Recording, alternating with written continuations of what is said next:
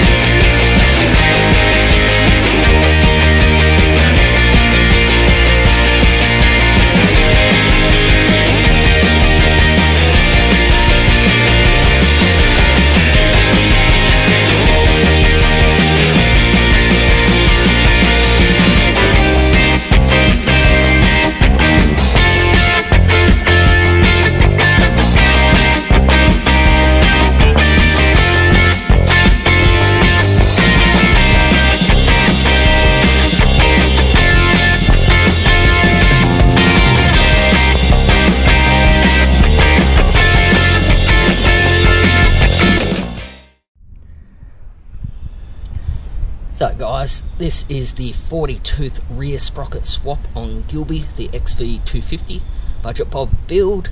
After a bit of messing about, deciding to go and get a new chain because the old chain was a bit dicey, and a bit of adjustment, it looks the goods.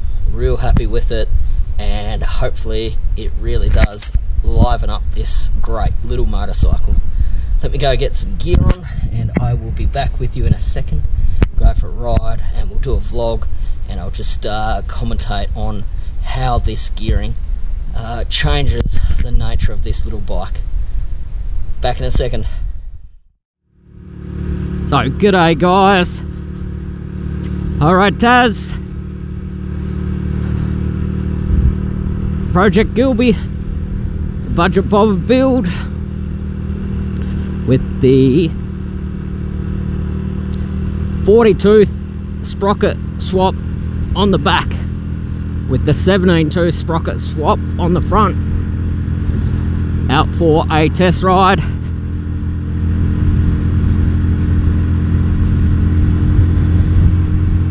After spending the morning installing it.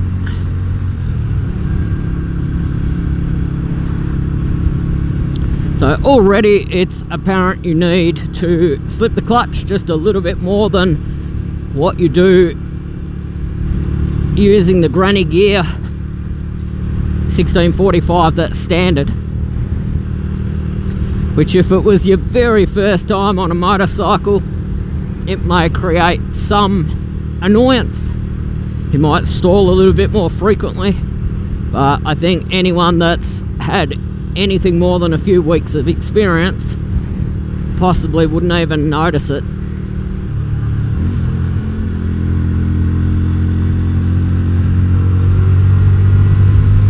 Because you're tapping into some of the torque of the bike just from a standing stop. You also have to just rev it fractionally harder than what you do with the standard gearing. But on the flip side, you're not in third gear by the time you do 30 or 40 kilometers an hour.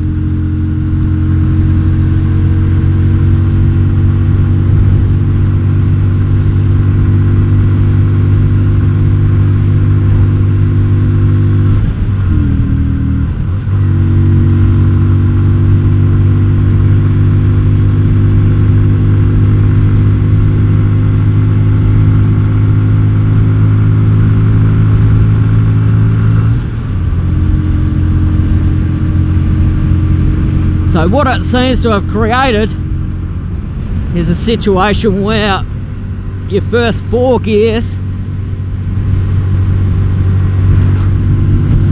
are for acceleration, and then 5th for cruising, which is probably how it should be realistically.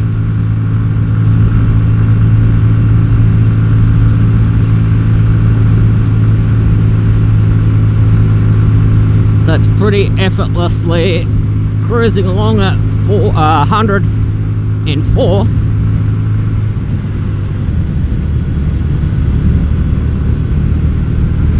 And then an easy shift into 5th.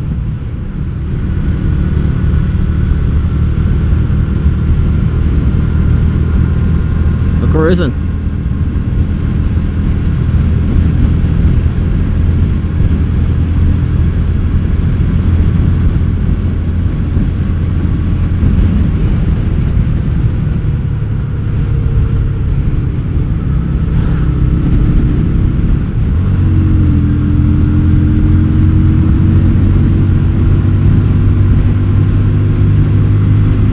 Because the gearing is about 15% taller, you do have to downshift a little bit more.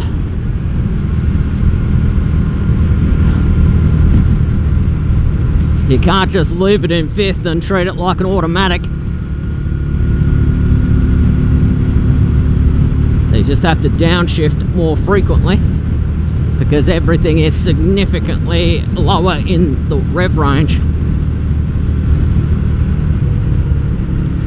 So if you're slowing down and then going around a corner up a hill, it won't just instantly pull away.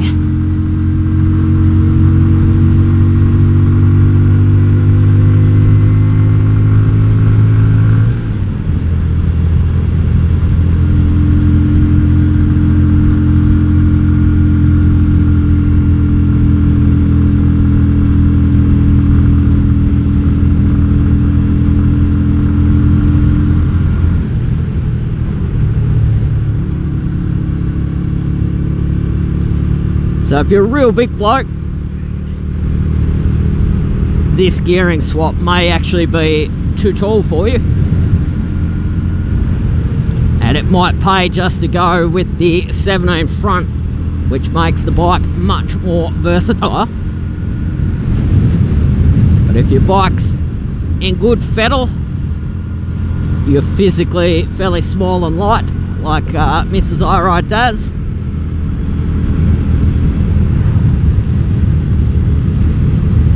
and you're not carrying a pillion, and particularly if you use your bike for longer stints on highway, then you guys probably seriously need to look at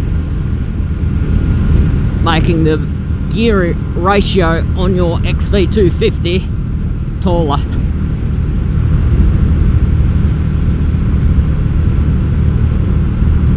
So if you're bigger, 1745, 1743. If you're smaller and lighter, 1740.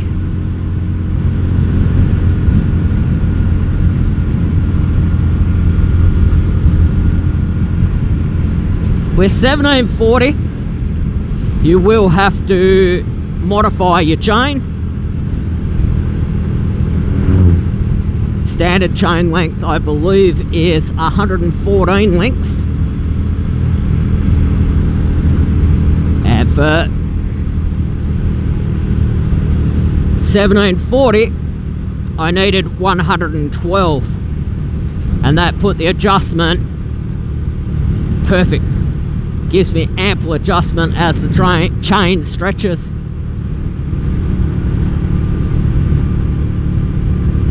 I bought a new chain to go with the new sprockets, so it made the conversion a little bit more expensive, and I just went to the bike shop and got a 120 link DID O-ring chain, and then I just cut 8 links off it, as you saw in the video, to get the right length, and it's perfect. Gives me, as I said, perfect adjustment. We'll do the same lap as what we did on the previous test.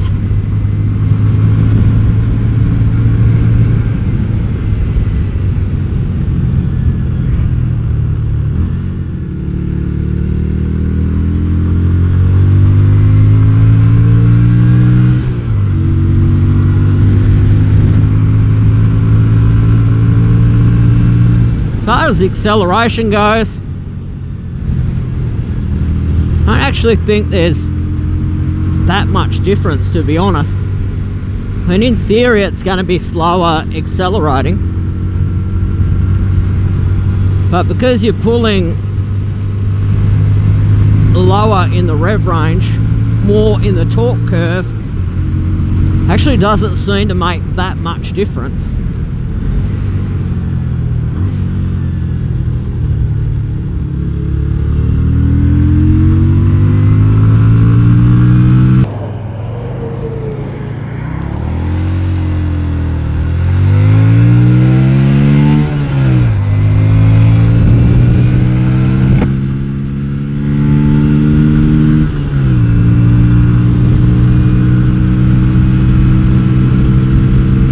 So, straight out onto the highway, into 110 zone.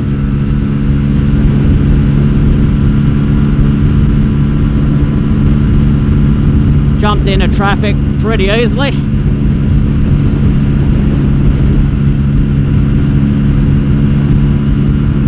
Accelerated up through the gears, up what is a reasonably steep hill.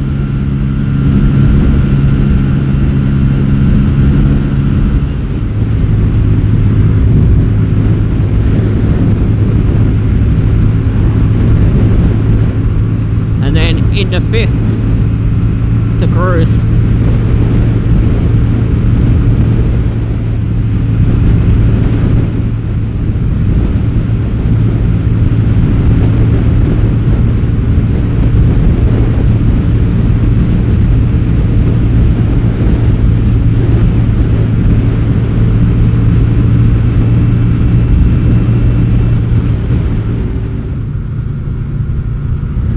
So guys, as we come into Latrobe through Old Town,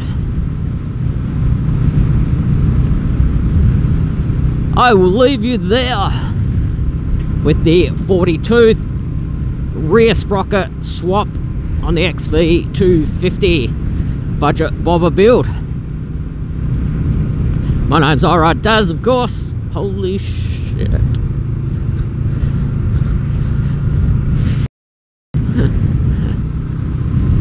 My name's Alright Daz, and on that note, I am out.